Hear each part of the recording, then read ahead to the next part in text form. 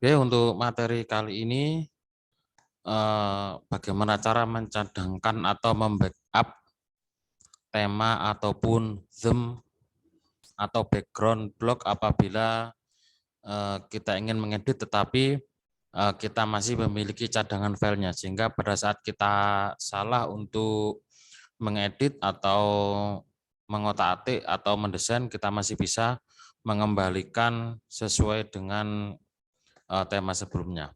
Ya, kita masuk ke dashboard Blogspot seperti ini, dan kita masuk ke tema ya, ke tema di sini atau background atau theme ya, nanti apapun istilahnya. Kemudian kita masuk ke sini. Nah, ini ada tanda seperti ini. Kita klik yang panah ke bawah, kemudian nah ini klik kita cadangkan. Pada saat kita klik ini, maka akan terdownload untuk file cadangannya. Kita klik seperti ini, kita klik download, maka file untuk cadangan akan terdownload. Nah, seperti ini. Tinggal nanti kita mencari file itu tersimpan di mana. Lalu bagaimana jika kita ingin mengembalikan atau memulihkan background yang sudah diedit?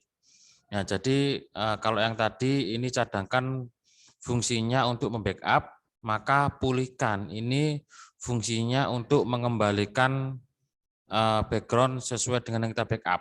Nah, kita klik ini ya, pulihkan, kemudian kita klik upload. Nah, kita cari disimpan di mana, tinggal kita klik, kemudian kita upload, maka background akan kembali seperti semula. Ini cara bagaimana caranya kita untuk membackup atau mencadangkan tema, theme atau background ya. Jadi pada saat kita mengganti itu masih ada cadangan filenya. Karena biasanya kalau kita mengganti satu tema ke tema yang lain, dari background yang ke background yang lain ada beberapa coding yang tidak terpakai. Apalagi jika kita mengambil coding-coding atau background yang dari luar yang tidak bawaan dari Blogspot, pasti ada 1-2 menu yang akan hilang. Maka solusinya sebelum kita mengganti, kita backup dulu untuk temanya, sehingga pada saat kita akan mengganti itu bisa ada cadangan dan bisa kita pulihkan jika kita salah ataupun tidak sesuai. Pada saat mengedit bisa kita kembalikan seperti semula. Kemudian bagaimana jika kita ingin mencadangkan isi blog kita? Nah, kalau tadi mencadangkan tema, untuk mencadangkan blog, klik di setelan. Di sini ya, kita cari, nanti ada menu untuk mencadangkan isi atau postingan. Nah, kita scroll ke bawah. Nah, ini cadangan konten. Nah, kalau cadangan konten ini kita klik, maka akan mendownload semua isi postingan. Kita klik download, maka akan terdownload semua postingan yang ada di blog kita ya. Ini mungkin kalau kita ingin membuat blog baru dengan tema baru tetapi dengan isi yang sama, bisa kita solusi seperti ini. Atau ini impor konten. Kalau impor konten ini untuk mengembalikan atau mengimpor yang sudah kita download tadi ya. Ini kemudian kita klik impor, kita cari filenya di mana ya. Kita klik impor, maka akan postingan yang sudah terdownload tadi yang sudah dicadangkan akan masuk kembali. Jadi ini barangkali kita ingin memiliki 2 blog ya dengan alamat yang berbeda, tetapi dengan isi yang sama kita bisa pakai seperti ini. Kalau video ya kita mencadangkan video.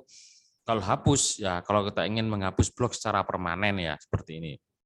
Kemudian kalau ingin mengganti alamat bagaimana? Jadi URL atau alamat blog yang sudah kita buat sebelumnya itu bisa kita ganti ya. Memang tetapi dengan resiko alamat sebelumnya akan hilang, maka apabila kita sudah membagikan alamat ini ke orang lain, maka tidak akan masuk ke blog kita yang awal seperti tadi. Ini mempublikasikan, ini kita klik, ini bisa kita ganti ya. Tapi resikonya pada saat alamat awal ini sudah kita share, kita publikasikan, maka akan hilang, tidak akan bisa masuk ke alamat seperti ini. Jadi alangkah baiknya sebelum membuat alamat atau URL ya kita pikirkan baik-baik, jadi tidak perlu mengganti ya. Kecuali dalam keadaan terpaksa kita ganti ya enggak masalah, tetapi kalau kita ganti ya otomatis semua yang lama-lama nanti yang sudah kita share tidak akan bisa masuk kembali kecuali kita ganti dengan alamat yang baru. Kemudian tips berikutnya, bagaimana jika kita memiliki blog tetapi ingin memiliki lebih dari satu penulis ya. Mungkin ada teman-teman kita yang kita masukkan, atau mungkin contohnya barangkali dalam satu kelas ingin punya proyek satu blog tetapi semua mahasiswa, semua mahasiswi bisa ikut aktif untuk memposting. Kita cari di ini izin, undang penulis. Nah, di sini kita undang ya, penulis kita klik alamat emailnya ya, alamat Gmailnya kita tuliskan apa ya, misalkan ini alamat saya, misalkan @gmail.com. Nah, nanti kita kirim, maka dia akan menerima pemberitahuan atau undangan untuk menjadi penulis di blog kita. Tinggal mereka atau yang kita kirim email membuka, kemudian mengklik setuju untuk menjadi penulis aktif di blog tersebut. Jadi memang apa ya, selain kita sendiri yang mengisi, kita bisa memasukkan beberapa orang lain ya, sebanyak apapun yang kita inginkan untuk menjadi penulis aktif di blog kita. Kemudian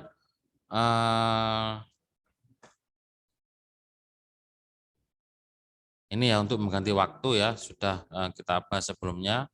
Jadi pada saat pertama kali membuat blog mungkin ininya bukan Jakarta ya, kebanyakan sih bukan Jakarta atau WIB. Kita cari yang GMT plus 07. Indonesia itu GMT plus 07, tinggal kita cari ini ya.